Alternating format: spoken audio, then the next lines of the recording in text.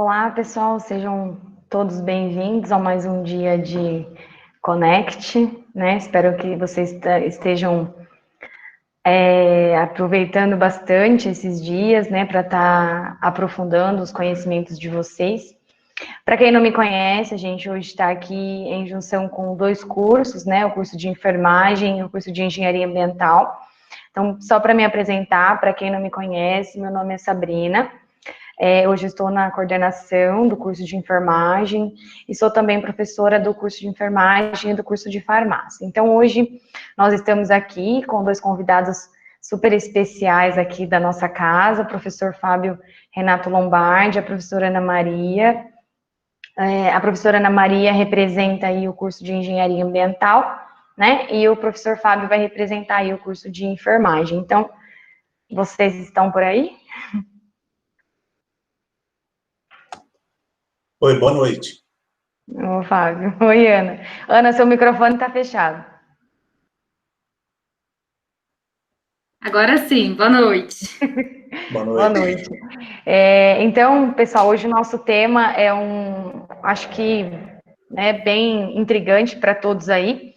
A gente vai falar sobre os impactos ambientais e a influência no processo de saúde e doença. Então, a gente trouxe para falar sobre isso aqui numa espécie de bate-papo. Aí a gente vai ter a professora Ana Maria e o professor Fábio para falar, né, desse tema aí de modo interdisciplinar, de abordar isso de modo interdisciplinar. Então, eles vão fazer aí algumas pontuações, algumas considerações, e depois a gente vai ter a sessão de perguntas, a gente vai deixar aí depois para o final, tá, as perguntas. O curso de enfermagem tem uma comissão junto de alunos que ajudam a gente estar organizando esse evento. Então, hoje a aluna Andréia, no final, ela vai estar lendo essas perguntas, fazendo essa mediação e essa interação comigo, junto com os palestrantes, tá bom? Então, eu não sei o que vocês combinaram, se é o Fábio que começa, a Ana. Então, vocês fiquem bem à vontade, e aí qualquer coisa a gente vai conversando aqui. As damas primeiro. As damas primeiro? Então tá bom.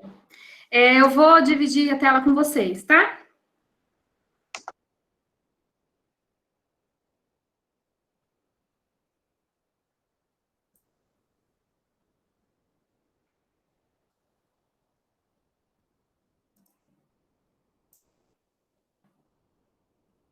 Só um minutinho.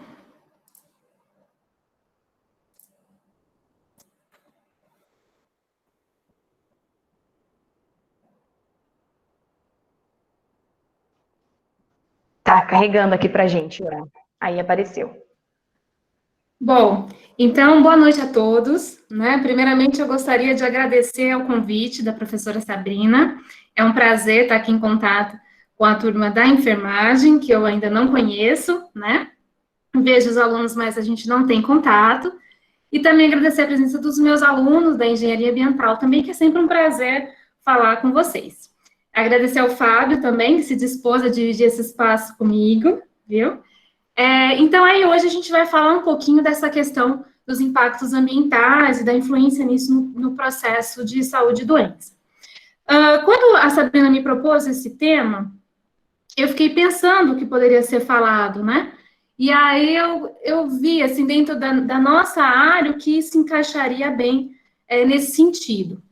Antes de eu entrar no assunto, eu vou me apresentar, né? Que o pessoal da enfermagem não me conhece. Então, eu sou a professora Ana Maria, eu sou formada em engenharia ambiental, aí da Unilins, eu sou da casa, né? Formação da casa.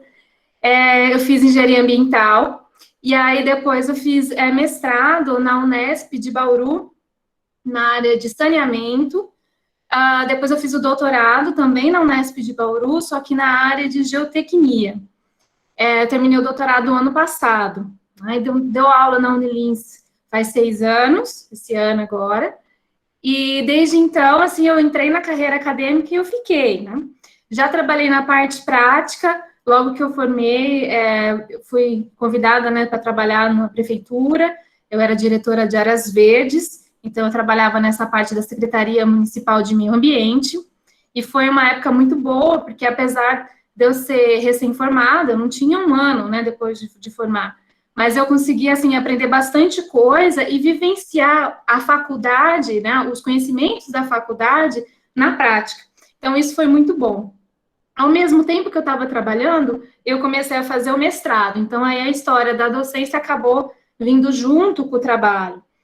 E aí, depois, trocou o prefeito, né, lá na Secretaria de Meio Ambiente, são todos cargos comissionados, trocou toda a equipe, e aí eu fiquei só mesmo dando aula. Só não, né? Dando aula, porque, nossa, não é fácil, né, Sabrina?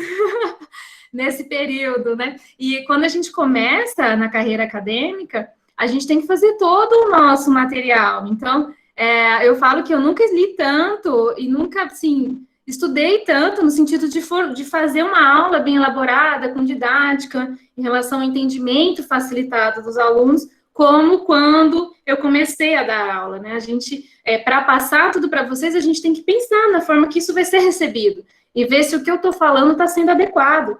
Então, é algo, assim, realmente custoso. Depois de um tempo, a gente vai pegando as manhas e vai aquilo tudo familiarizando, e aí fica mais fácil, né? E aí, o professor Léo chamou, né, convidou, logo que eu terminei de fazer o mestrado, para dar aula no Unilins, porque o curso da Ambiental ali não tinha ainda nenhum professor formado na área, né? Uma área recente a engenharia ambiental. E nós não tínhamos dentro de toda a faculdade ninguém do curso que fosse com formação na área. E aí eu fiquei muito feliz, né, que eu fui a primeira professora engenheira ambiental a dar aula na engenharia ambiental. Então, acho que isso foi bem bacana, assim. Então, desde então, eu estou nesses cursos. Hoje eu dou aula tanto na ambiental, dou aula na civil, dou aula na arquitetura também, porque a parte de meio ambiente está em todo lugar, né? Se a gente for pensar o que é meio ambiente, é o quê? A floresta? Não é floresta. Né? Em breve na enfermagem, né, Ana? Hã?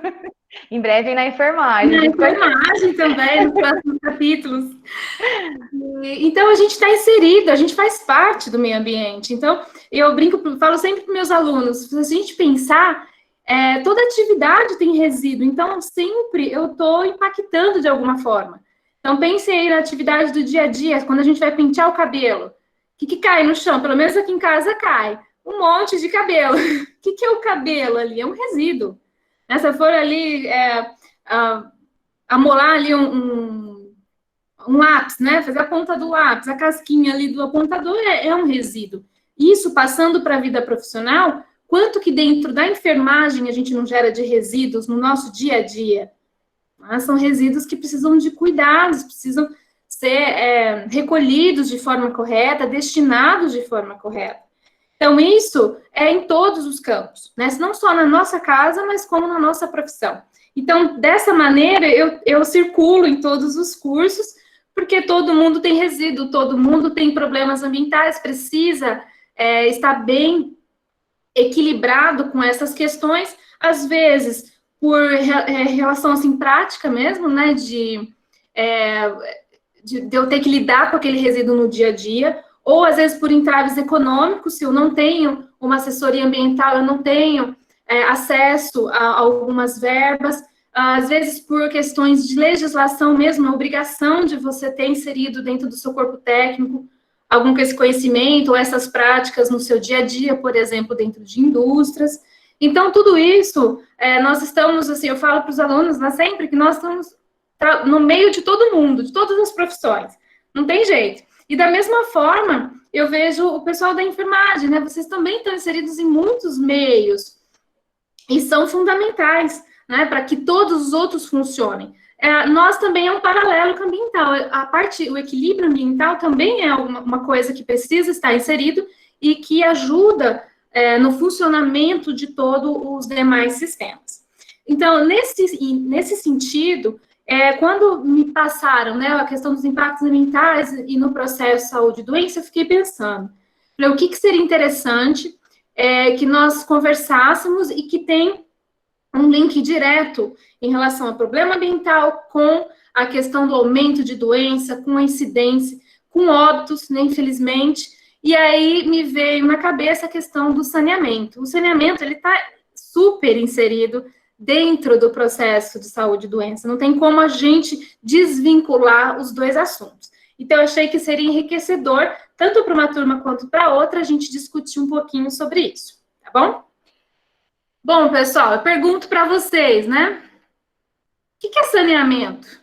O que será que é saneamento? Será que é só... Muitas pessoas acham que é só a parte de água ou esgoto, né? Muitas pessoas associam saneamento só com o esgoto, de você ter uma forma de dispor aquele esgoto de forma correta. Quer dizer, eu dou descarga na minha casa, tchau, né? Vai embora e meus problemas acabaram. Só que a gente tem que entender que os problemas, esses tipos de problemas não acabam dentro da nossa casa, eles têm toda uma continuidade, e essa continuidade é extremamente necessária para que nós tenhamos saúde. Quando essa continuidade dos processos ela não acontece, ela é interrompida por alguma forma, ou não existe o sistema, ou está com problema, né? Ou é uma região isolada, a gente começa a entender uma ligação muito grande com a incidência de doenças, com muitos problemas naquela comunidade. Então, dentro desse âmbito de saneamento, a gente consegue falar em 4 esferas. Então, saneamento está ligado com a parte de água, distribuição e abastecimento, a parte de esgoto, coleta e tratamento, a parte de resíduos sólidos, então, aquele lixo que a gente põe na lixeira é recolhido e depois é destinado, isso é um serviço de saneamento. E a parte também, por último e não menos importante, que é drenagem. A drenagem urbana, problemas de enchente, também causam doenças, né? Podem causar doenças. Então, esses 4 temas, eles estão super associados ao bem-estar da população. Então, o saneamento básico, a Organização Mundial da Saúde, ela define dessa maneira aí, ó. É um controle de vários fatores que exercem ou podem exercer efeitos nocivos sobre o bem-estar físico, mental e social. De outra forma, pode-se dizer que o saneamento é um conjunto de ações socioeconômicas que tem por objetivo alcançar a salubridade ambiental. Então, pessoal, ele é um conjunto de recursos, de aplicações de técnicas, tudo isso voltado, qual que é o objetivo principal do saneamento? Saúde pública. Né? É o bem-estar da população. Esse é o primeiro item. Se a gente for buscar na Constituição Federal, vai estar escrito lá, todo cidadão tem direito ao bem-estar, à qualidade de vida, à saúde, e isso tudo associado a questões de saneamento básico. Então, essa visão do saneamento, todos os esforços, se a gente perguntar para a Sabesp qual que é a missão dela em relação ao abastecimento de água, vai estar escrito lá, né? Distribuir e fornecer água com as qualidades para manter a saúde pública. Esse é o objetivo. Se a gente for ver da CETESB, que é um órgão fiscalizador do meio ambiente do estado de São Paulo, se a gente perguntar qual que é o objetivo da CETESB, é justamente esse, né? Garantir a saúde pública. Ô, louco, professora, mas é um órgão fiscalizador ambiental, sim, mas se eles não fiscalizarem, se eles não gerirem os resíduos, as atividades que acontecem no espaço, isso vai resultar em problemas de saúde. Então, vejam, né? É algo muito maior do que, às vezes, a gente tem em mente. Em relação a saneamento, a gente consegue fazer uma divisão em 3 tipos. A gente pode chamar de saneamento ambiental, saneamento básico e geral. Como que isso influencia, né, nas nossas profissões? Quando a gente fala em saneamento ambiental, ele está referindo a uma parte que está ligada à questão de proteção. Então, eu vou ter a proteção do solo, a proteção da água, a proteção, né, dos meios do solo, da água e do ar, tudo isso evitando a poluição e a contaminação.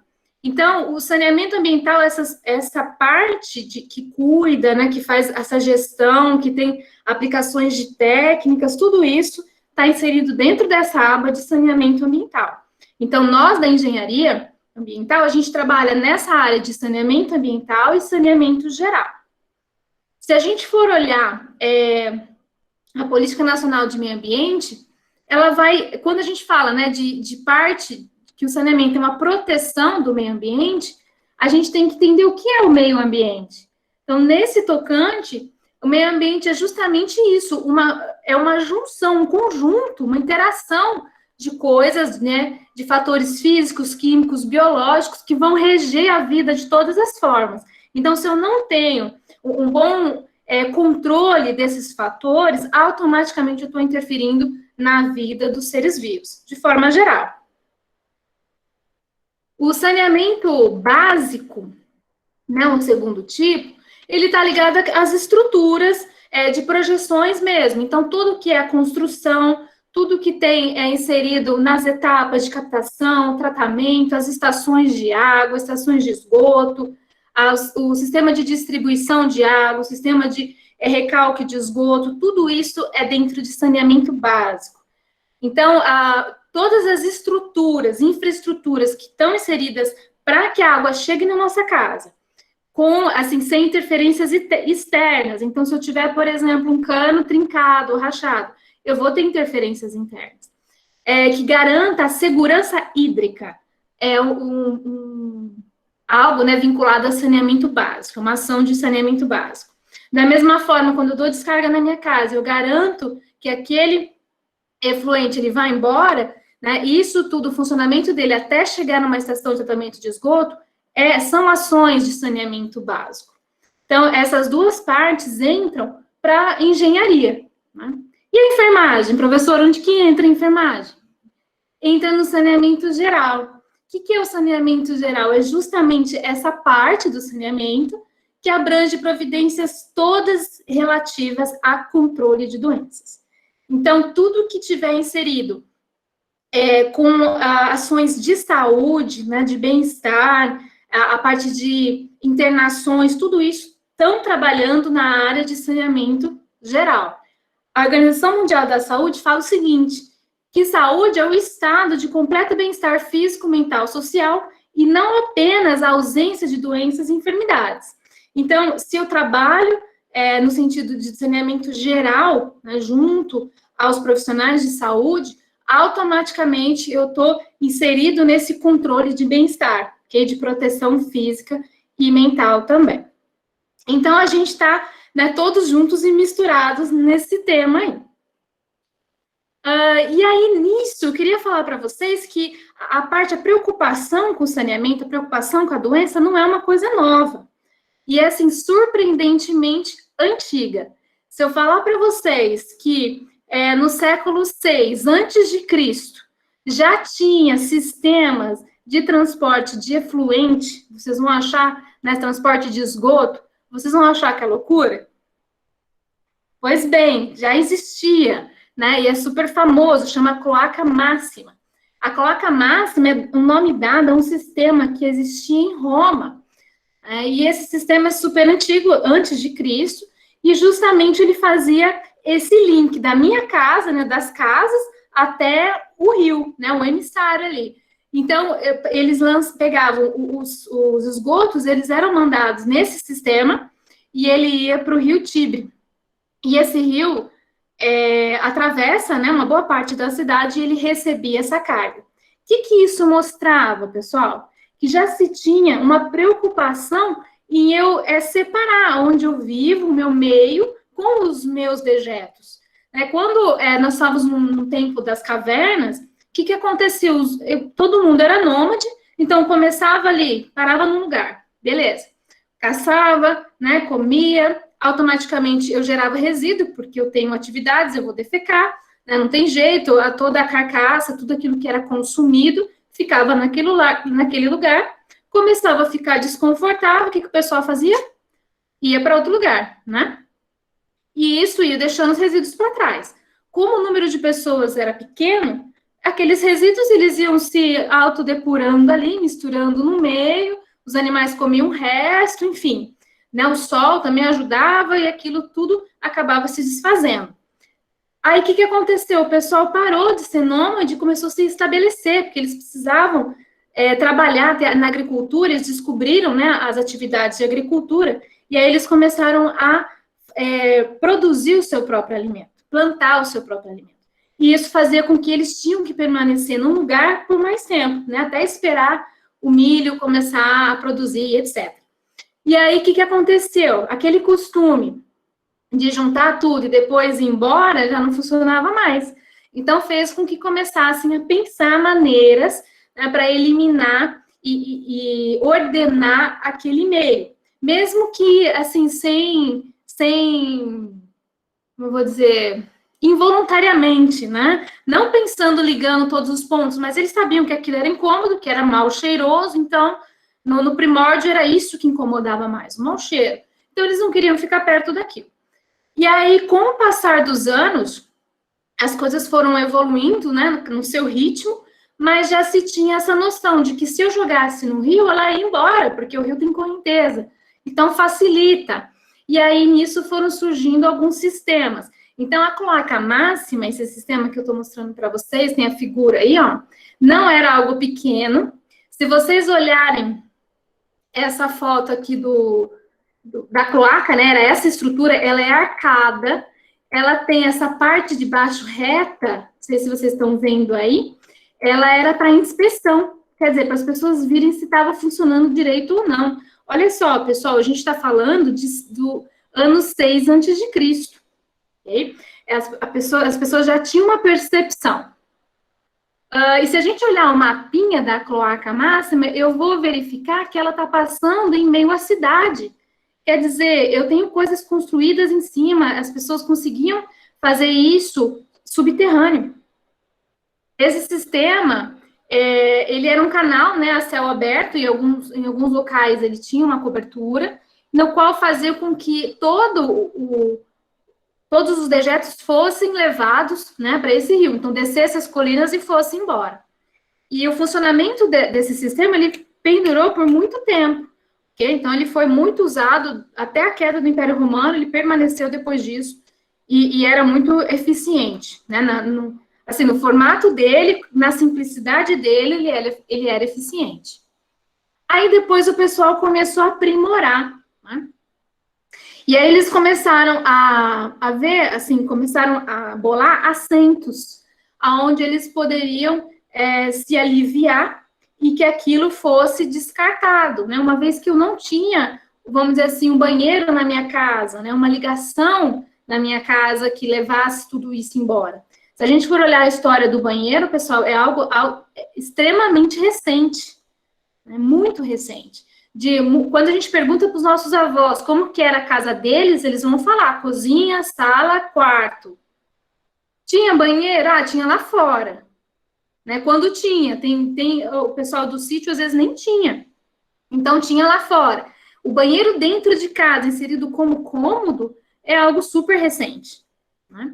E aí, nesse tempo, o que eles pensavam? Vamos fazer um sistema para que a água seja levada embora, que esse efluente seja levado embora, mas que a gente tenha um certo conforto nesse sentido, né? Que a gente consiga juntar para poder fazer um sistema mais eficiente de lançamento desse resíduo. E aí eles começaram a fazer esses banheiros públicos. Eram locais que as pessoas iam para se aliviar.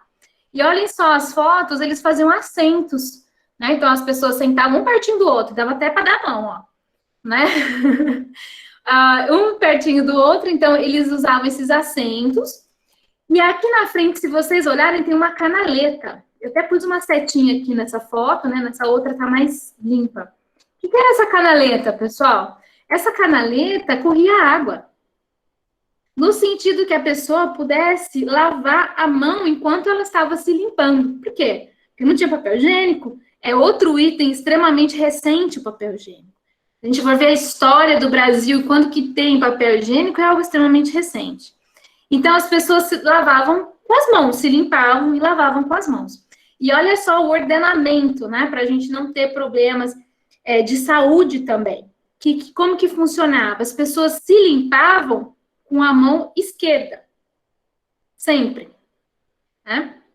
E aí, o que eles faziam? A mão direita permanecia longe dessas áreas, vamos dizer assim, porque era a que a gente usava para comer e usava para cumprimentar. Então, esse nosso costume de dar a mão, né, a mão direita quando vai cumprimentar alguém, acredita-se, né, que venha desse costume, justamente, olha, a mão esquerda é para assuntos aleatórios, né, e a mão direita é para consumo e para tudo que eu preciso com limpeza, vamos dizer assim.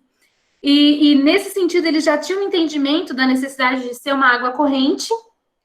Por quê? Porque se fosse uma água parada, cada um que fosse se limpar lá, né, a água já estaria imprestável. Então, vejam, né, é algo que já se tinha preocupação nos primórdios. E aí a gente vai percebendo com a evolução dos sistemas que houve a inserção de conceitos básicos de higiene. E muitos desses conceitos, assim como em outras áreas, eram passados pela igreja. A parte do saneamento também não ficou aquém disso, ok? Tem alguns, né, escritos que falam justamente disso, de como os sacerdotes passavam esses conceitos, essas necessidades de se organizarem, igual a questão da mão direita e da mão esquerda, de não ficar entrando em contato com os seus dejetos, né, a questão de você estar separados das suas fezes, isso tudo. Vejam, né, o século I depois de Cristo, também é muito tempo atrás. Isso tudo foi passado. Então, tem até um registro, isso tem talvez cerca de 3.000 anos, né? Tem um registro na Bíblia que fala, em Moisés, no Velho Testamento, em Deuteronômio, ele fala o seguinte: terás fora do arraial um lugar onde vá satisfazer as necessidades da natureza, levando um pauzinho no cinto, e tendo satisfeito a tua necessidade, cavarás ao redor e cobrirás com terra que tirastes, aquilo que se aliviastes. Então, já dava as instruções de você cavar, fazer no buraco e depois você cobrir, né, justamente para você eliminar. Se eu deixo a céu aberto, também eu vou gerar vetores, enfim. Então, já vinham essas instruções também da igreja. Essa foto aqui, ó, só para vocês conhecerem, é do século I depois de Cristo. Em 315 depois de Cristo, havia 144 latrinas públicas em Roma. Quer dizer, 144 banheiros, né? Essas latrinas são as privadas, os vasos sanitários. Então, eram chamados assim. Então, tinha 144 já vasos sanitários comunitários que eram utilizados pela população em Roma. Esse aqui já é mais moderninho, né? Você está vendo? Já tinha até um lugar para você ficar mais acima, enfim. Lógico, na simplicidade deles, mas já inserido todos os cuidados necessários desses conceitos. Na Idade Média... Oi. Ana, eu só queria, assim, fazer uma contextualização, porque enquanto eu estou te ouvindo, né, eu fico aqui pensando, que eu acho que pode ser um pensamento aqui dos alunos e dos professores que estão com a gente. Às vezes a pessoa pode estar pensando assim, nossa, a professora está falando de esgoto, mas todo mundo tem esgoto hoje, né? Todo mundo tem acesso. E acho que é uma coisa importante para a gente ressaltar, de que hoje a gente tem quase 50%, né? 47,6 milhões por cento da população, que aí dá 100 milhões de pessoas hoje não tem acesso a esgoto no Brasil. Né? Então, isso que a gente está falando parece ser coisas assim que, nossa, não, ela está falando de uma coisa de...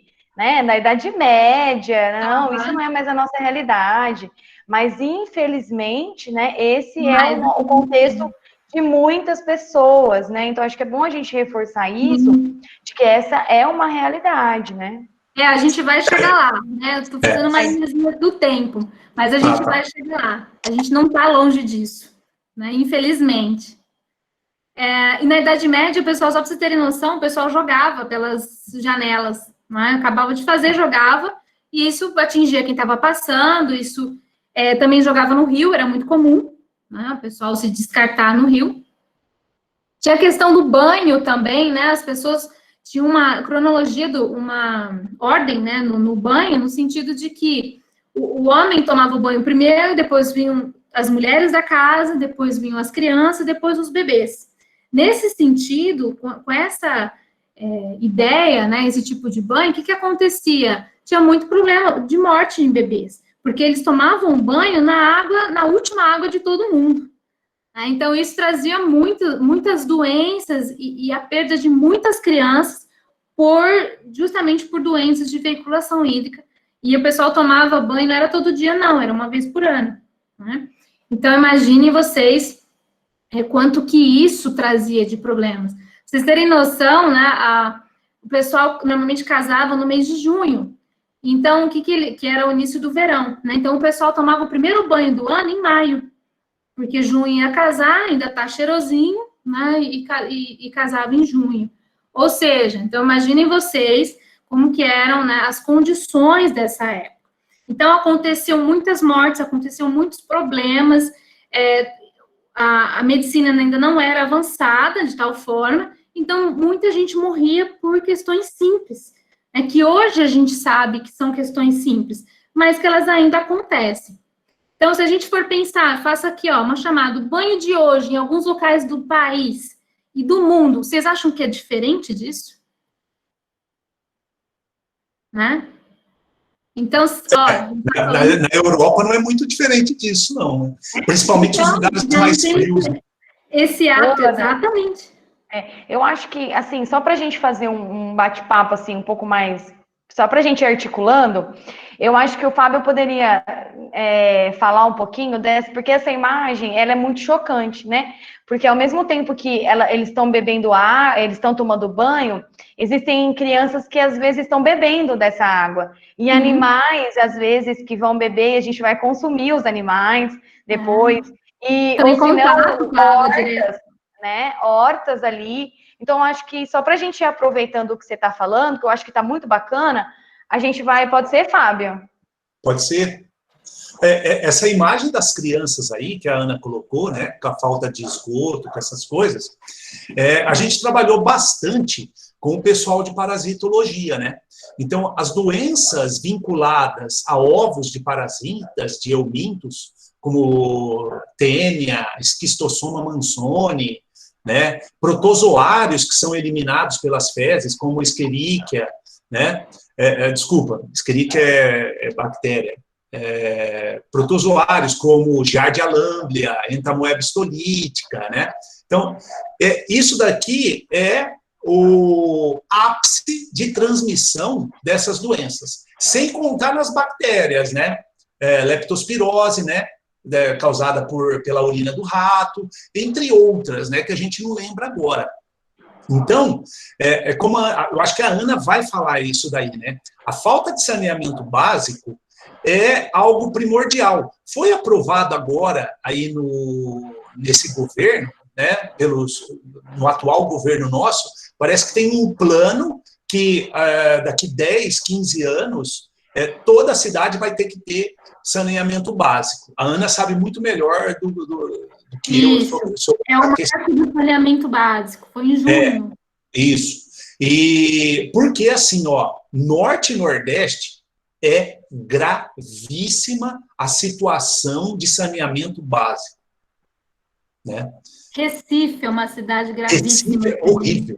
Horrível. Recife é horrível. E aí, se a gente pensar no tratamento de água, né, que a Ana colocou, que é uma das coisas aí do saneamento, né, junto com água, água, esgoto, resíduos sólidos e drenagem, né?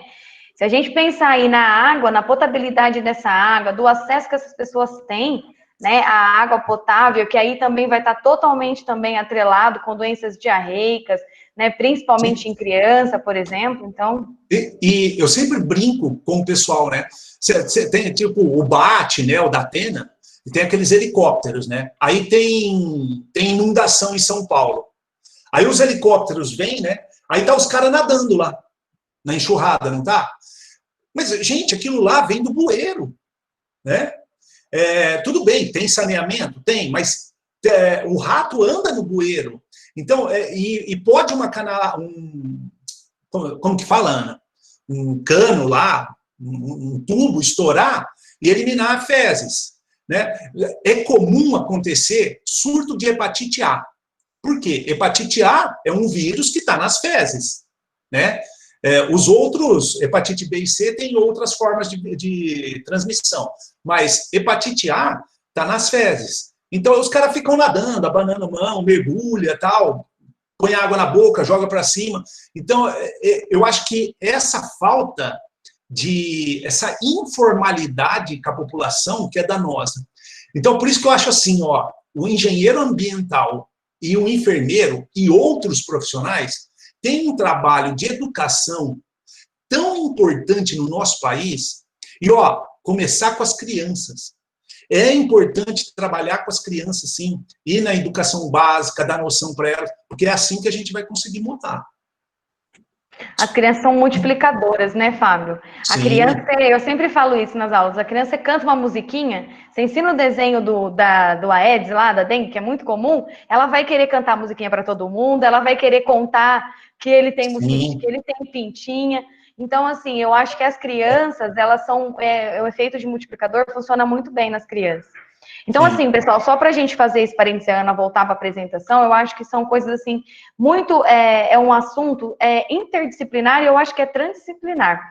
E aí eu acho que depois a gente vai, no decorrer aqui, a gente vai chegar à conclusão de que a gente, o tema é muito amplo, mas, assim, que não adianta o engenheiro ambiental olhar só para, né, para a questão ambiental e o enfermeiro só olhar para a saúde. Tem que ser algo interdisciplinar e uma ação conjunta, né? Porque senão a gente fica cada um brigando pelo seu, né? É que nem um agricultor que não quer, que quer usar agrotóxico e aquela pessoa que não quer que use agrotóxico. Mas aí não tem produção, não tem acesso. Então, assim, tudo isso tem que ser algo interdisciplinar, porque são muitos fatores envolvidos, né? Exatamente. Ana, acho que você pode continuar. Exatamente.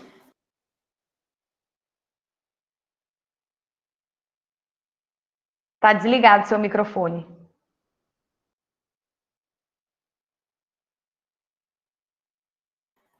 Eu lembrei quando você falou da hepatite A, Fábio, quando teve as Olimpíadas no Brasil, o pessoal veio antes, né, o que faz vela, não sei, o pessoal das velas lá, vieram para treinar.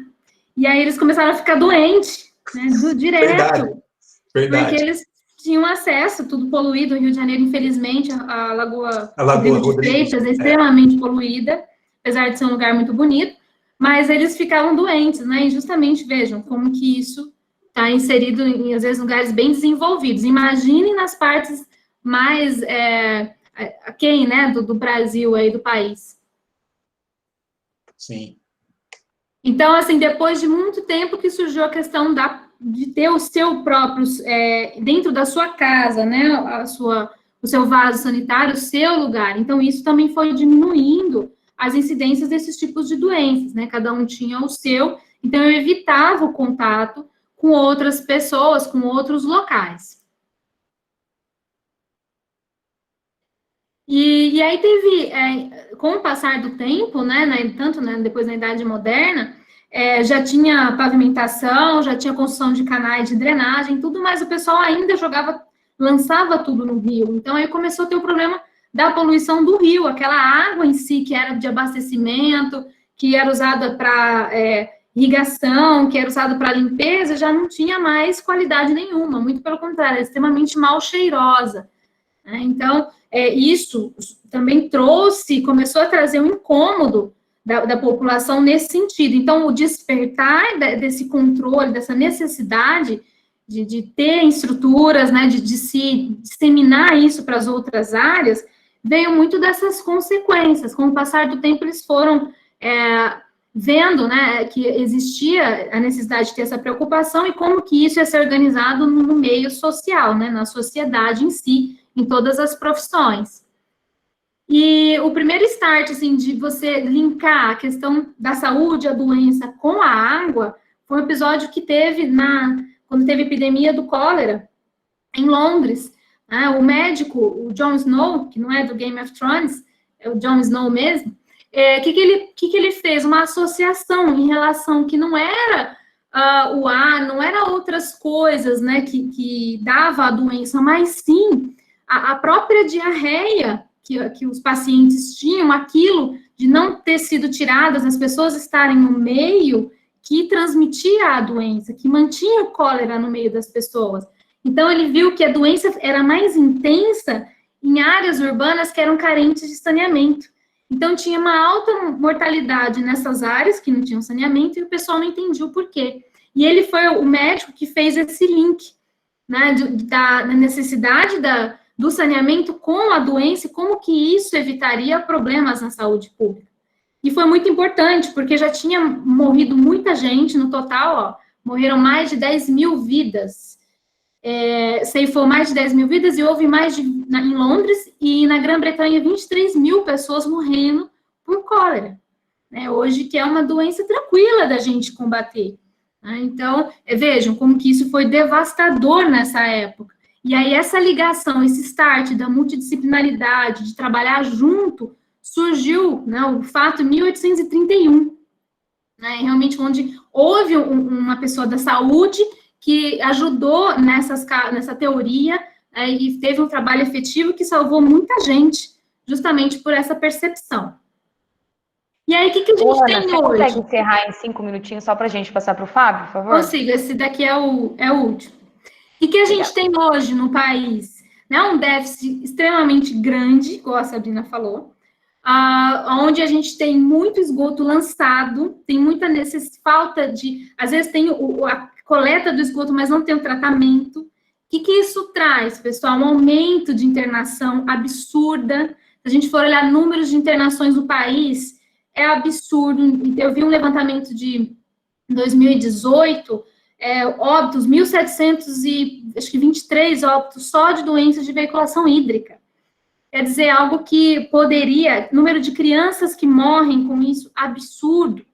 Então, como que essas duas áreas, elas podem trabalhar junto? Nesse sentido, né, de divulgar, de trabalhar, de ter a percepção em todos os locais, da importância desses tipos de sistemas, né, tanto para a parte de disposição adequada de resíduos, de organização dos seus resíduos, na onde você trabalha, na onde você mora. Então, tudo isso, entender, né, que esse problema não acaba dentro da minha casa, que eu preciso contribuir e cobrar esse tipo de ação. A gente está nessa época de eleição, é importante isso, ver quem tem propostas nesse sentido, de investir nessa área. Né? Igual o Fábio comentou, nós vamos ter um ganho muito bom esse ano, que foi a votação do marco do saneamento, que vai trazer investimentos. O que isso vai ajudar? Então, onde não tem sistemas de coleta de esgoto, onde não tem abastecimento de água, vai ter verbas para serem construídas. Né? Isso em 15 anos, mas, assim, é uma grande evolução para nós. E aí, vamos ver, daqui 15 anos a gente conversa e nós vamos ver que o gráfico de doenças de veiculação hídrica, as internações, elas vão abaixar, diminuir absurdamente, né? Então, isso é o que a gente espera do setor, ok?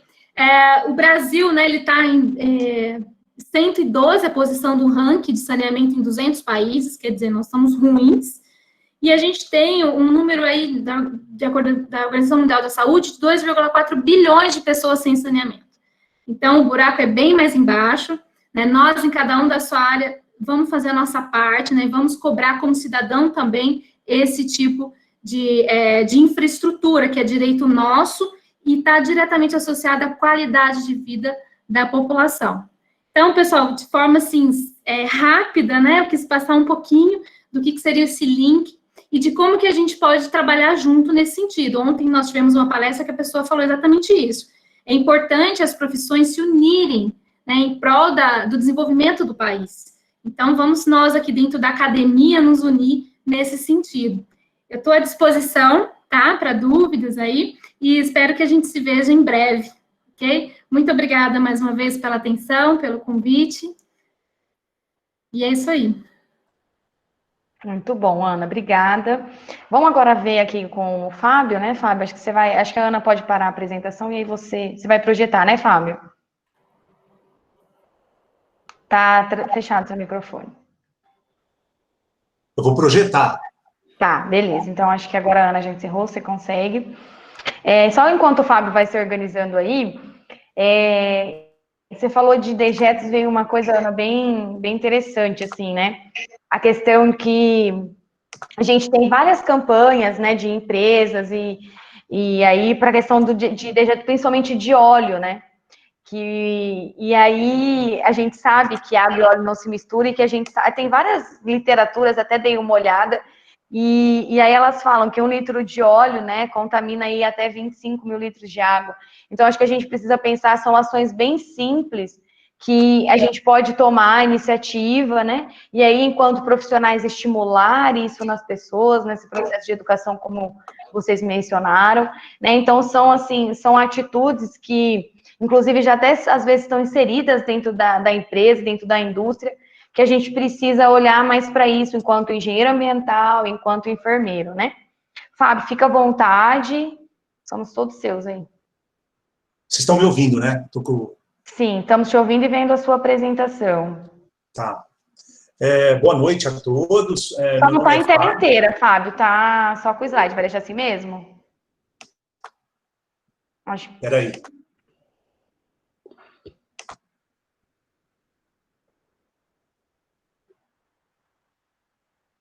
Oi? Aí, agora sim, sim. Tá. O meu nome é Fábio, né? Fábio Renato, né? Mas o pessoal me conhece por Fábio. Eu sou professor da enfermagem, então eu tenho pouco contato com o pessoal da engenharia, mas dizer para vocês que a profissão de vocês é muito bonita também, assim como é da enfermagem, e sou professor também do curso de farmácia, né? Então o pessoal da farmácia também me conhece, e a profissão de farmacêutico também é bastante bonita. Gostaria também, antes de mais nada, de agradecer a Sabrina pelo convite e agradecer a Ana pela colaboração, né, o compartilhamento de ideias aqui para a gente poder apresentar esse trabalho para vocês. E para a gente também sair um pouquinho daquele negócio, né? Às vezes o pessoal me viu entrando aí lá vem ele falar de histologia, lá vem ele falar de imunologia. Não, hoje nós vamos conversar de uma outra coisa que é tão quanto importante, ou que está até mais importante do que a imunologia e a histologia. O grande problema, pessoal, é que nós, infelizmente, somos educados para não pensar nisso, né? E, particularmente, assim, na minha opinião, a sociedade hoje, ela tem tantos afazeres, né? As coisas aumentaram tanto, né? Os afazeres aumentaram tanto, que a gente para pensar pouco onde a gente vive, né? Sabrina, você acha que é interessante eu falar a minha formação, principalmente para o pessoal da engenharia? Ou... eu acho que sim, rapidamente, só para eles te conhecerem. Para eles me conhecerem, porque não tem contato, né? Então, para o pessoal aí da engenharia, né? Eu sou formado em biologia, né? Eu me formei aqui em São José do Rio Preto, no campus do IBILSE, né? Sou formado em biologia, fiz mestrado, fiz doutorado, só que numa outra área, né? Mas tinha um professor meu que falava o seguinte: meu filho, você quer ser biólogo, não quer? Então, tudo bem, você vai fazer uma especialização, mas você tem que entender de tudo, tá certo? Senão, não tem graça. Então, claro que a gente entende um pouco melhor da nossa formação, que é a parte de bioquímica, né? Eu trabalhei muito com bioquímica, tanto no meu mestrado quanto no meu doutorado, tá certo? Mas, no fundo da alma, eu sou biólogo, tá certo? E, retomando o que eu estava falando, né? Eu acho que nessa vida corrida nossa, nós nos esquecemos de onde vivemos. Isso eu me incluo, tá certo? Eu me incluo. Apesar que, depois de um certo tempo, eu tenho me pegado me policiando mais, sabe? Então, eu queria começar a conversa com vocês sobre isso aqui, ó, ecossistema, né? Ecossistema, a gente ouve falar, ecossistema, ecossistema. O que é ecossistema? Ecossistema é o lugar onde a gente vive.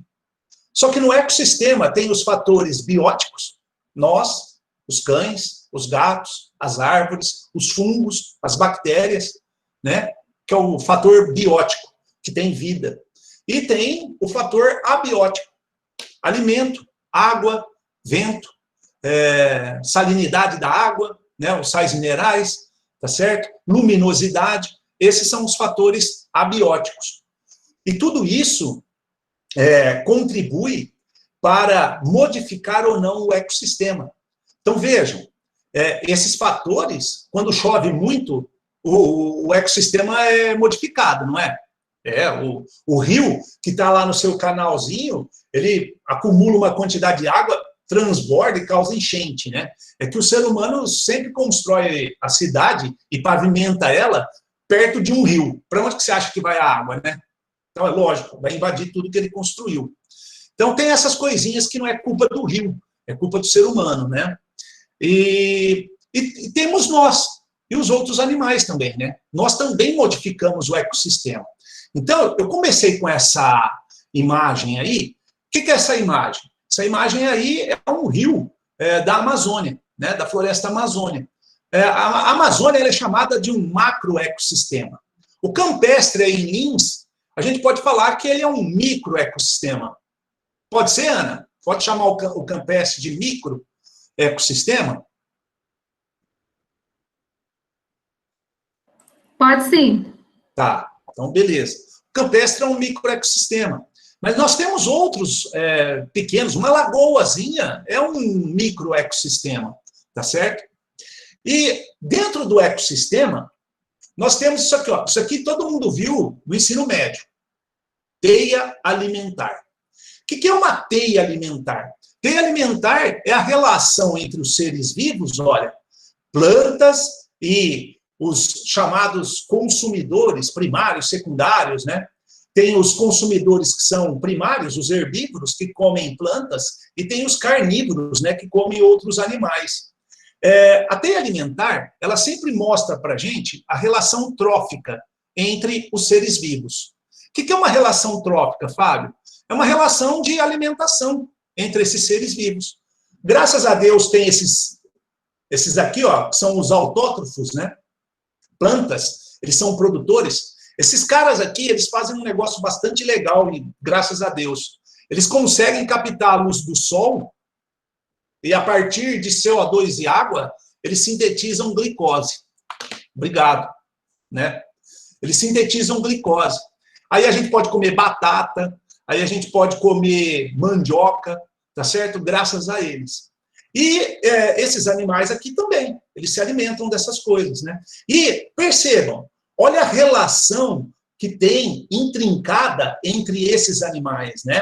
Esse daqui, ó, ele é alimento para cobra, que é o coelho, né? Eu ia falar lebre, com essa orelhona assim. Então, o cobra para onça, o rato é alimento para cobra, é alimento para coruja, é alimento para raposa, tá certo?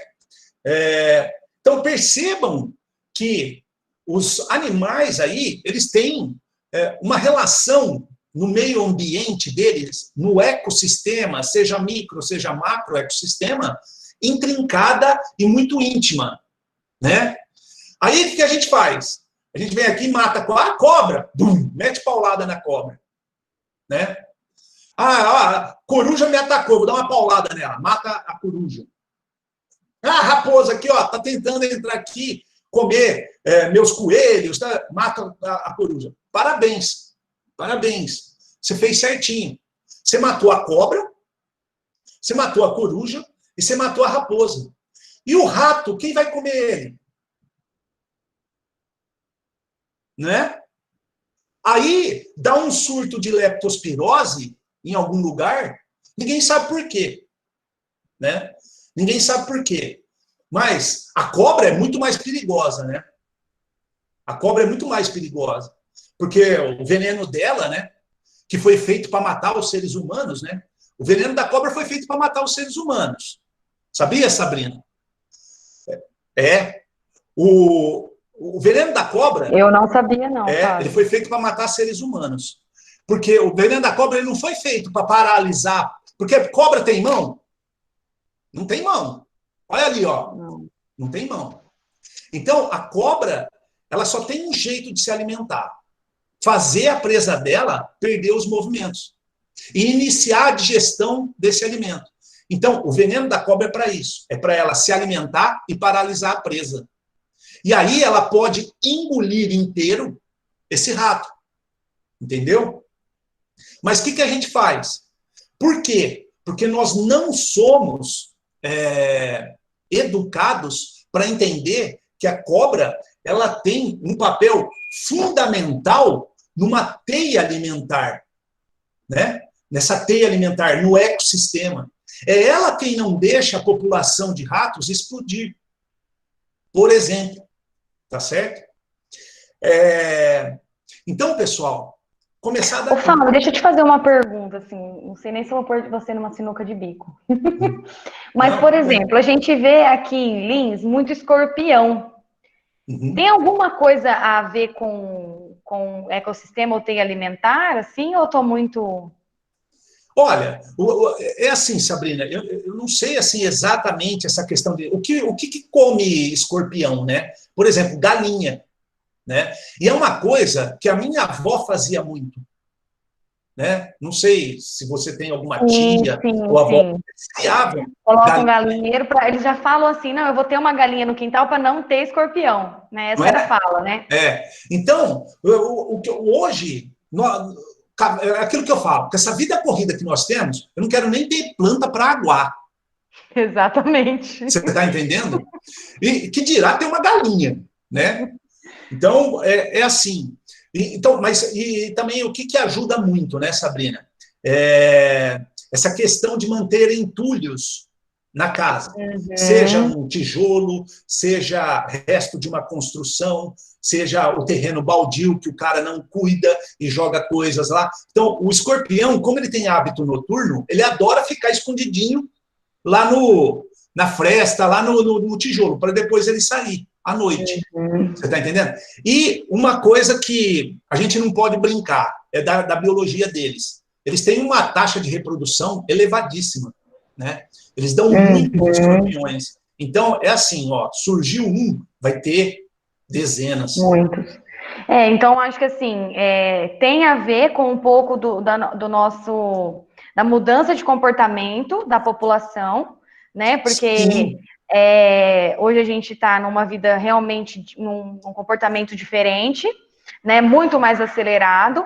E aí essa questão do cuidado com o quintal, essas coisas assim, que também trazem essas alterações, né? Exato. E aí, com certeza, também deve ter alguma coisa relacionada, eu acho que até alimentar ou até mudanças no ecossistema que culminaram tudo nisso, né? E Sabrina, aquilo que você falou na apresentação da Ana, nós temos que olhar não individualmente. Ah, eu sou enfermeiro, eu cuido de gente. Ah, eu sou engenheiro ambiental, eu vou cuidar do ambiente, mas pelo amor de Deus, né? Vocês causam, tem tanta gente. Eu sou o único que cuido do ambiente. E tem um monte de gente que degrada o ambiente. Então, sabe assim, sabe uma imagem que me chamou muito a atenção e que eu não me esqueço, na Copa do Mundo aqui no Brasil? Quando jogou o Japão, que os japoneses, acabou o jogo, o que eles fizeram? Limparam aonde eles estavam. Então, a parte que eles estavam ficou limpa, o restante do estádio ficou sujo. Sabe o que é isso? Senso de coletividade. Percebe quando um povo ele é educado para entender a coletividade? Então, se eu gerei isso daqui, se eu gerei esse resíduo, eu vou tirar ele daqui. É obrigação minha retirar ele daqui. Você entendeu? Então, é muito por aquilo que você disse. Então, isso daqui, olha, esse ecossistema, nós temos que nos preocupar, porque, afinal de contas, nós temos que ficar revoltosos quando tem uma queimada em massa, como teve no Pantanal esse ano, que eu vou falar ainda. Por quê? Você está acabando com a biodiversidade do nosso ecossistema. Por exemplo, Sabrina... É correto a gente falar que nós fazemos parte do ecossistema ou não? Sem dúvida nenhuma. Então, eu acho que aí já é uma coisa Você sabia que nós temos um nome científico? Não. Homo sapiens sapiens. Tá. Somos animais. Somos animais. Então, fazemos parte disso, né? Então, a gente tem responsabilidade. O nosso nome é bonito. Homo sapiens sapiens. No meu, eu ponho no final Lombardi. Bacana.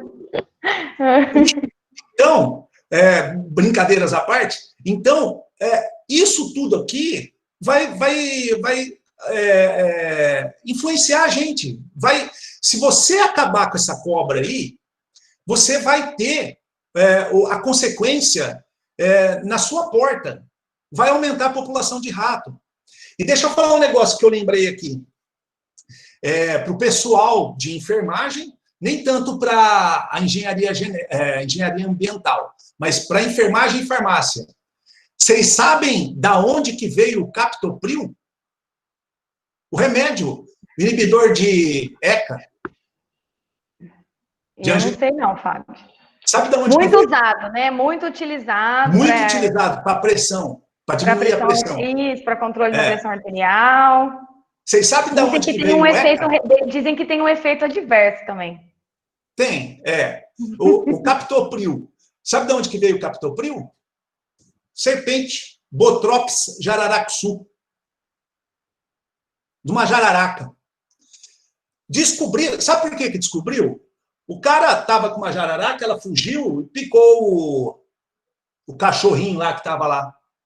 E ele percebeu que o cachorro foi tendo bradicardia, hipotensão. A pressão foi diminuindo, o batimento cardíaco foi diminuindo. Ele, estou interessado nisso. Claro que no veneno da cobra tem um monte de coisa. Ele trabalhou uns 15, 20 anos para conseguir isolar a substância, né? A substância. Essa substância foi isolada e ela foi depois levada para a Inglaterra. Eu acho que eu esqueci não vou falar, senão eu vou ficar chutando. Esqueci o laboratório. Foi sintetizada, virou o captopril. Foi descoberta aqui no Brasil. Quantas espécies não devem ter morrido aí nesses incêndios que tiveram aí por Amazônia e Pantanal, até sem serem descobertas? Fábio, só para fazer uma ligação, a Caroline colocou aqui no comentário, colocou assim, então, além das queimadas prejudicarem a nossa saúde, ao meio ambiente, consequentemente vão interferir na teia alimentar. Tá, sem dúvida. É isso, né? Com certeza. É isso. E vai acabar, a consequência vai acabar no nosso colo. Deixa eu passar. Já ouviram falar sobre bioacumulação? Bioacumulação acontece aqui, com agrotóxico, mercúrio. Eu vou falar do mercúrio, tá? Que na região norte, Amazonas, Rondônia, Pará, nas minas de ouro. Para ser breve. Fábio, esse mercúrio que você está falando é o mercúrio que a gente tem no esfigmomanômetro, que a gente tinha no antigo termômetro. Okay. Sim. Esse mercúrio, sabe para que ele é utilizado, Sabrina? O mercúrio, ele forma uma liga com o ouro. Porque o ouro nem sempre está naquelas pedraças, né? Aquelas pedras enormes. Aquilo lá é uma maravilha, né? Só que a grande maioria do ouro, ele está em partículas minúsculas na terra. Então, por isso que eles usam aquela peneira, que eles ficam fazendo assim, e eles colocam mercúrio naquela panela, que é uma peneira especial que eu não sei o nome. E eles vão fazendo. O que vai acontecendo? O mercúrio vai ligando, vai formando uma liga com o ouro. Aí eles tiram aquilo e levam para o fogo. E aí, o que ele faz? Por que essa liga? Porque o ponto de ebulição do mercúrio é bem mais baixo do que o do ouro. Então, quando ele aquece, volatiliza o mercúrio e o ouro fica lá. E ele obtém o ouro, tá certo? Para vender. Só que esse mercúrio que volatilizou, a hora que ele encontrar uma temperatura mais adequada, ele vai precipitar. Ele precipita na água, no solo, tá certo? E aí, as algas vão absorver esse mercúrio. Veja, esses peixes aqui, eles comem pouca alga? Não. Durante a vida deles, eles comem um monte de alga. Então, por mais que tenha sido pouquinho de mercúrio que ela tenha absorvido, quando esses peixes aqui comerem um monte de alga, o mercúrio vai acumular no organismo deles. Aí essa águia aqui, que come peixe, ela come um peixe durante a vida dela? Não, ela come um monte de peixe. E aí esse mercúrio vai se acumular no organismo dela. Aí esse animal aqui, que está no topo da cadeia alimentar, come quantas águias dessa? Umas 15, 20 durante a vida dele. Ou seja, quando chegar aqui, esse organismo aqui, ele vai estar totalmente contaminado com mercúrio.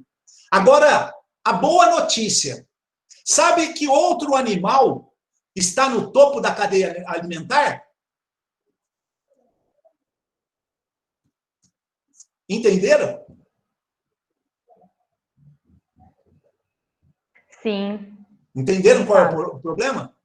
O Fábio está no topo da cadeia alimentar. E aí, quando a gente comer um peixe carnívoro, lembrem-se dessa palestra. E só um parênteses, Fábio, se a gente for ver a base de tudo isso, está na água, né? Então, se a gente insere substâncias Perfeito. cada vez mais diferentes, mercúrio, chumbos e outros, tudo isso perde a qualidade dessa água sem o saneamento, né? Eu tô automaticamente contribuindo para isso. Perfeito, isso mesmo, Ana. Isso mesmo. Ô, Fábio, e aí, assim, esse peixe que comeu também eu posso estar consumindo, porque eu adoro comida japonesa. Esse peixe aí é um peixe que você está falando, do mercúrio, é um peixe que a gente também pode ingerir através do peixe? Sim, pode. Então quer dizer que não é só, né, a Não. água que comeu o peixe, pode ser através do peixe também, né? Sabe por quê, pessoal? Sabe por que eu estou falando isso? Para vocês tomarem a consciência, e isso o brasileiro precisa muito, desculpa essa filosofia, mas a gente tem que falar, né? Esse discurso filosófico, né? E eu me incluo, tá? Eu me incluo. Eu não estou querendo aqui o paladino da ecologia agora, tá? O bom. Não. Eu me incluo nisso. Essa crítica é para mim também. Mas é assim, eu tenho melhorado nessa questão, tá certo? Não estou 100%, admito. Mas eu tenho melhorado nessa questão ecológica. Sabe por quê? Porque a gente não se preocupa. Passa a reportagem. A Globo também quer pegar no pé desses caras. Porque, né? O que tem a ver comigo? Não, tem a ver que aquele peixe que está lá vai ser pescado e vai vir para cá. Porque, o que está acontecendo lá no Amazonas não tem nada a ver comigo. Não, tem. Tem a ver com você. Esse peixe vai vir parar aqui. Tá certo? E os caras, eu vou falar uma coisa para vocês, pessoal. Os caras não estão preocupados com você, não. Eles estão preocupados com ganhar dinheiro. Tá? Então, outra coisa importante. Queimada e desmatamento. Né? Tá alterando a floresta. Eu não tenho nada a ver com isso. Doença pulmonar obstrutiva crônica, que o pessoal da engenharia não ouviu falar muito nisso. Isso daí, doença pulmonar obstrutiva crônica, ela é conhecida lá nos hospitais, nos corredores dos hospitais, de DPOC. A DPOC, está aqui um dado, atinge 8 milhões de pacientes no Brasil e morrem em torno de 33 mil pacientes por DPOC. Claro que esses dados variam de ano para ano, tá certo? Então, tanto a asma, se não me engano, a asma não é mais classificada como uma DPOC, tá? Tanto a asma quanto a DPOC são agravados pela poluição. Por que a asma não é mais classificada como DPOC? Porque as enfermeiras estão aqui, elas podem me corrigir. Porque a DPOC, ela é um dano. DPOC, a gente pode falar assim, enfisema pulmonar e bronquite. Porque é um dano permanente. A asma, ela acontece, o brônquio fecha, mas com medicamento e tratamento, ele volta. A DPOC, não. Tá? É um processo inflamatório progressivo. Tá certo? Tem cura? Não tem cura, mas tem tratamento. A pessoa pode se tratar. E aí, pessoal, o que causa problema? Fumaça. Tá, tudo bem, mas o cara fuma, tá? Ele vai parar de fumar. Mas só que isso que nós vivemos nos últimos meses, tá certo? E olha, pessoal, eu não estou aqui para fazer discurso político, não. Não estou falando, em momento nenhum vocês ouviram falar que eu quis dizer assim, isso é um problema do governo atual. Não, isso é apartidário. Nunca vi, desde que eu exista, né? Desde que eu existo, 1971 foi quando eu nasci, e quando eu tomei eu nunca vi um governo agir no Brasil, agir de forma correta com relação ao meio ambiente, principalmente florestas. Isso daqui é uma imagem de satélite mostrando o tamanho da quantidade de fumaça que a gente recebeu, que foi gerada aqui na Amazônia, no Pantanal, e passou aqui no Sudeste. Tá certo? E aí, vocês acham que quem tem DPOC vai melhorar, vai ficar bom? Então, vocês entenderam o problema da coletividade, de pensar no outro? E aí, gera-se um problema que a Ana falou, o gasto que o governo tem com esses doentes, vocês não imaginam. É muito dinheiro que vai com essas pessoas. Sendo que, se existisse uma política pública de combate a incêndios, de proteção ao meio ambiente, isso poderia ser muito diferente. E as pessoas que portam esse problema poderiam levar a vida uma qualidade bem melhor. Então, aqui, olha, só para mostrar para vocês, né? Isso aqui é um brônquio saudável, onde o ar pode passar. Olha o da DPOC. Olha como que ele fica restrito. Isso daqui, pessoal, é permanente. Tem o tratamento que vai melhorar, mas ele é permanente. O alvéolo pulmonar, que é onde faz as trocas gasosas, né? Entra o O2 e sai o CO2, ele está degradado no enfisema. E a fumaça agrava o processo inflamatório dessa doença, por causa dos compostos que tem na fumaça. A fumaça tem benzopireno, que é uma molécula, é um carcinógeno, tá certo? Então, tem que ter preocupação. E, pessoal, sabe de onde que tem que partir a preocupação? Da gente. A gente tem que cobrar. Fala assim, ó, você não vai ficar 24 horas mandando coisa pro cara, né? Político. Você não vai ficar no WhatsApp mandando coisa para ele, tá? Não. Mas, tipo assim, ó, tá vindo eleição. Eu quero saber qual é o seu plano de governo para isso aqui. Porque isso aqui pode me afetar. Eu quero o meio ambiente preservado. Porque senão, isso pode me afetar, como a gente está vendo que afeta. Desmatamentos. Ô, Sabrina, como que tá de tempo? Mais 5, 10 minutos só? Isso, acho que mais uns 5, Fábio, porque a gente tem as apresentações, né? Tá bom. Então, ó, rapidinho. Desmatamento tem a ver com o aumento de doenças virais, principalmente malária, zika, febre amarela e chikungunya. Pessoal, eu nunca me esqueço. Uma vez eu fui dar um curso em Boa Vista, Roraima, pela Unilins, né? Eu cheguei lá, tô lá em Boa Vista, tal, peguei um jornal e falando assim, isso daí foi 2014, 2015, um negócio assim. Casos de chikungunya aumentam drasticamente no Amazonas e no Amapá. Eu falei, quê? Chikungunya? Nunca ouvi falar nisso. Pessoal, passou um ano, tinha alastrado pelo Brasil. Tinha alastrado pelo Brasil.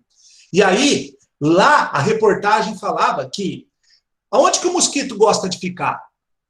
O pernilongo, o Aedes aegypti. Onde que ele gosta de ficar? Ele gosta de ficar na mata. Aí você desmata, para onde que ele vai? Ele vai para a cidade. Ele vai procurar outro lugar. E é assim.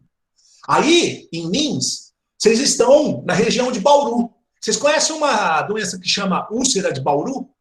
Ou mais conhecida como leishmaniose? Então, o mosquitinho da leishmaniose, ele é muito comum nessa região. E aí desmata, aonde que ele vai parar? Na cidade. E vai transmitir a doença para cães e para as pessoas. Isso daqui foi um artigo que eu li, mostrando que em 1997, na Indonésia, houve uma queimada muito grande com propósitos de expansão agrícola, né? Derrubar as grandes árvores, as grandes florestas, para colocar gado. E a seca agravou essa queimada. Então, a queimada foi de grandes proporções. Isso fez com que morcegos frutíferos voassem para centros urbanos. E aí, ao comer as frutinhas, eles deixavam cair e em fazendas, né? Foram tantos para centros urbanos quanto fazendas. E nas fazendas, os porcos comiam essas frutinhas que caíam. Bom, resumindo, na saliva do mosquito tinha esse vírus aqui, ó, Nipa. Eu acho que é assim que fala. ele infectou humanos, causando uma série de surtos recorrentes em todo o Sudeste. Era uma doença grave, com porcentagem de morte aí, de óbito de 40% a 50%, ou seja, de cada 10 que pegavam, 5 morriam, 4 morriam, tá certo? Então percebam que você desmatar, você afugenta os animais, era para ele ficar vivendo lá na floresta. E aí você traz ele para a sua residência, ou no centro urbano, ou na zona rural, e aí ele vai transmitir esse vírus. Tá certo? Isso é um exemplo da Indonésia. Tantos exemplos que ocorrem aí. Por exemplo, a febre amarela é isso. A febre amarela tinha abaixado aí a sua transmissão, acho que desde 1950, 1940, não tinha casos de febre amarela. Agora começou a aumentar de novo. Tem muitos pesquisadores que estão tentando mostrar, e alguns conseguindo, a relação entre desmatamento e o ressurgimento dessas doenças, tá certo? Sabrina. Oi, Fábio. Tem tempo para... Bom, apesar que assim, eu queria mostrar essa questão dos rios voadores, se tiver tempo. Se não tiver tempo, tudo bem. Hã?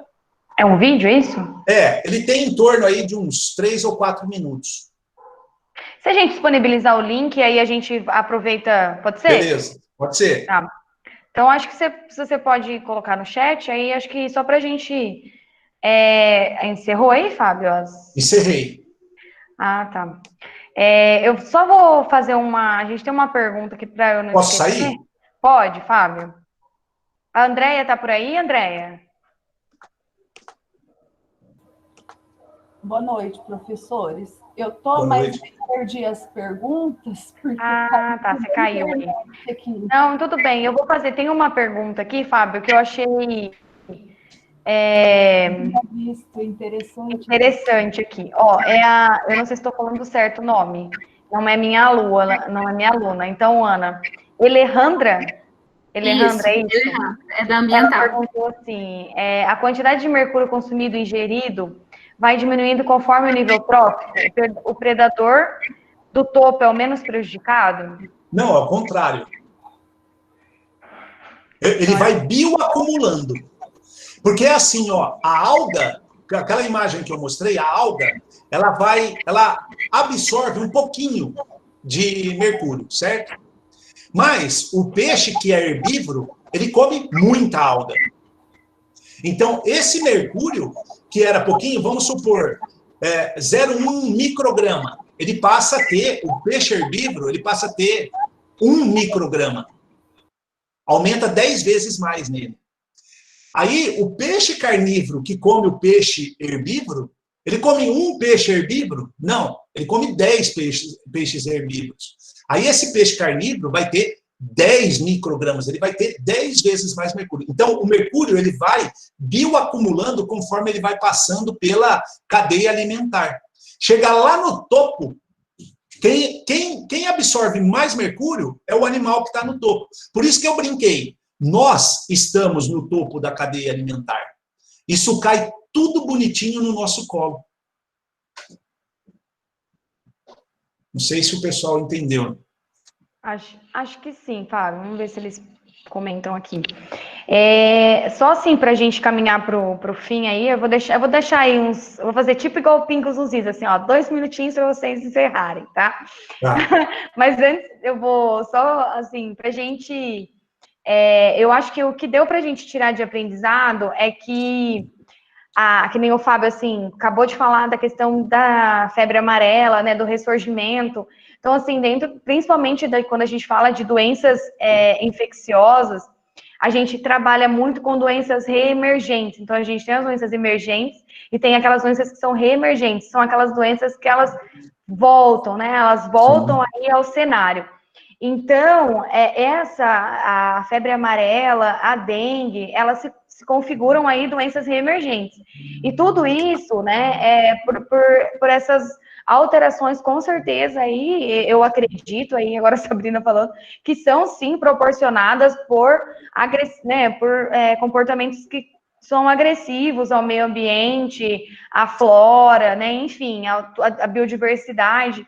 E eu acho que isso traz consequências muito sérias para a gente, né, consequências dentro de como as doenças se comportam. Então, por exemplo, o Aedes, a gente está vendo que ele agora, ele é multifuncional, ele é como um professor, ele é blogueiro, ele é multifuncional, então ele carrega, assim, a gente extinguindo ele, a gente está extinguindo, né, aí de cara, febre amarela, dengue, zika e chikungunya, né, são 4.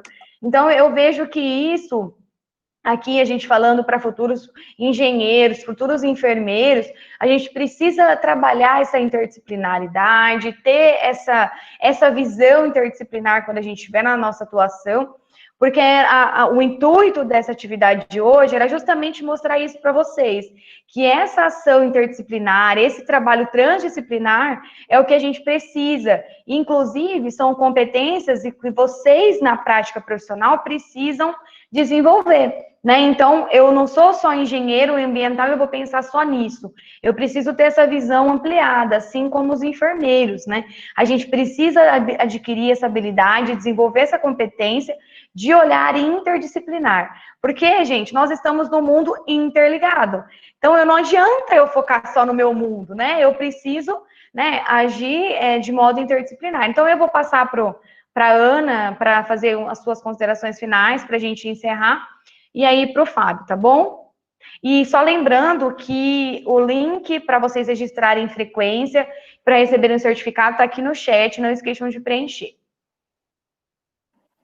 Bom, pessoal, é isso que a Sabrina falou, a gente queria mostrar em todos os âmbitos, na água, no solo, no ar, tudo, como que esses impactos interferem, né, em relação a doenças. E se a gente for fazer uma análise, a gente vai perceber que a incidência de algumas delas aumentaram por questões de aumento de resíduos, né, o igual ele falou, o escorpião come a barata está em lixo, então se eu acumulo lixo.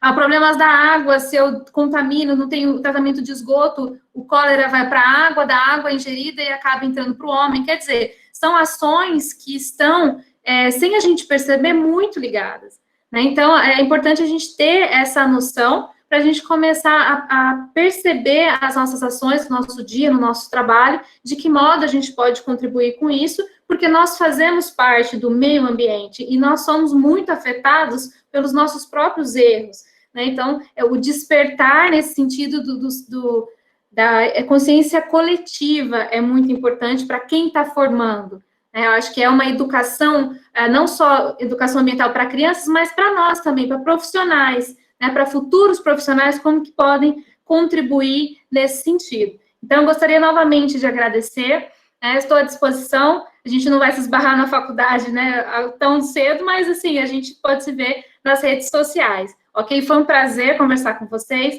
foi um prazer, Fábio, muito obrigada, Sabrina, a todos os alunos, viu, queridos? Obrigada pela presença. Obrigada, Ana. Fábio? Obrigado, Ana, pela colaboração e achei muito legal. Eu gosto muito daquilo que você mostrou de Roma Antiga. Eu acho muito legal aquilo, né? Que eles já se preocupavam em... igual você falou, né? Separa isso daqui, que isso aqui transmite doença, né? É impressionante. Eu achei muito legal aquilo lá. Então, eu acho que assim, a mensagem que eu queria deixar para vocês, eu sei que é difícil, é como eu falei para vocês, né? Nós não somos educados para pensar em não degradar o meio ambiente, tá? E, de repente, a gente nem degrada o meio ambiente, né? Mas nós temos toda uma vida, né? Essa vida econômica, esse sistema econômico que nós temos, ele é movido a dinheiro e compra e venda, não é? Gerar e comprar. Gerar e comprar, de onde você tira? Então, hoje...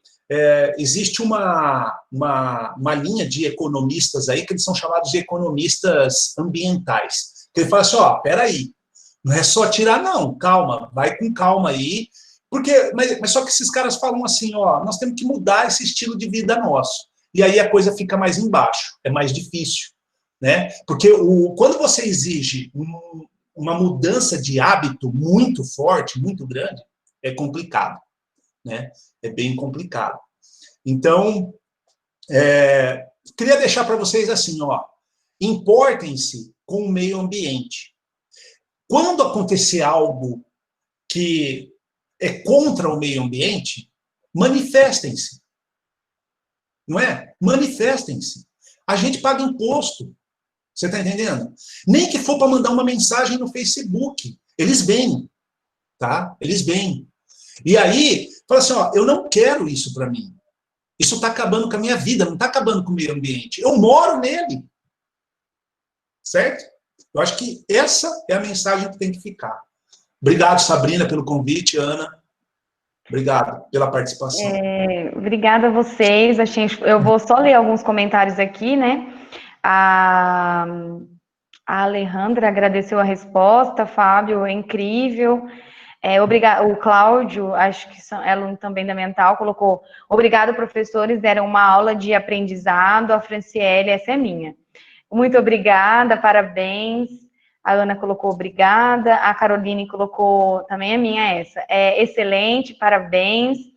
Aí a Bruna, Paulina, palestra maravilhosa, parabéns, excelente. Aí vieram mais meus, ó, vieram me defender, Ana. Vieram aqui só já se manifestando, não. Eu acho que, então, você sabe que eu tenho os meus filhos aqui, né, Ana? Você sabe que eles estão...